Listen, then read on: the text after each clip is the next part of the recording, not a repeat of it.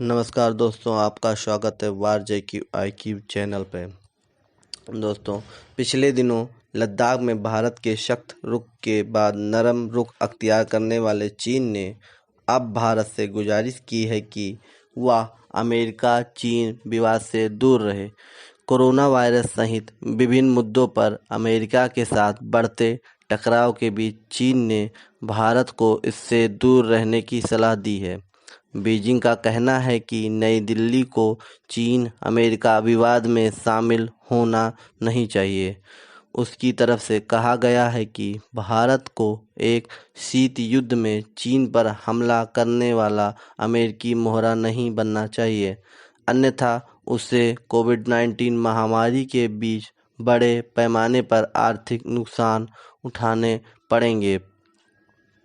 चीन communist party के मुखपत्र पीपुल्स डेली के डेटाबेस में न्यूज़पेपर ग्लोबल टाइम्स में प्रकाशित लेख में कहा गया है कि भारत में इस वक्त राष्ट्रवादी भावनाएं उफान पर हैं। ऐसी आवाज़ें भी उठ रही हैं कि उसे इस नए शीत युद्ध में शामिल होना चाहिए और अपनी स्थिति का फ़ायदा उठाकर अधिक लाभ कमाने चाहिए, लेकिन ये विवेकहीन वाले केवल भ्रम पैदा करने के लिए हैं और भारत सरकार को इन पर ध्यान नहीं देना चाहिए।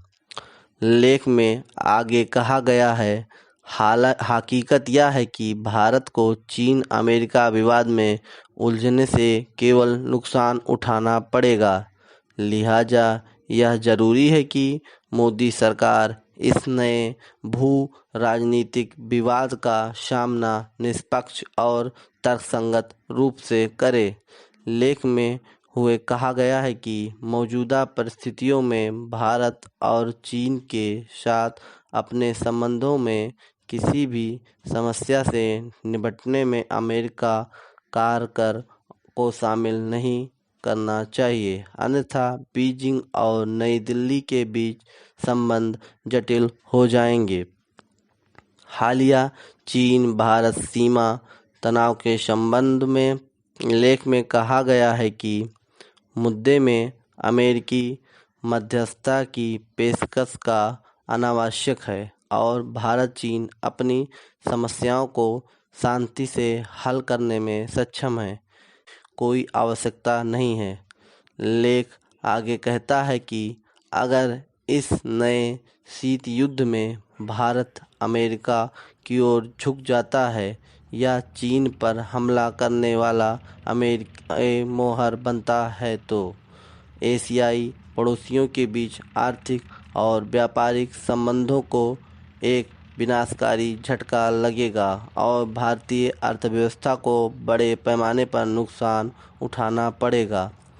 चीनी अखबार में प्रकाशित इस लेख में भारत सरकार के लॉकडाउन खत्म करने के फैसले का भी उल्लेख है।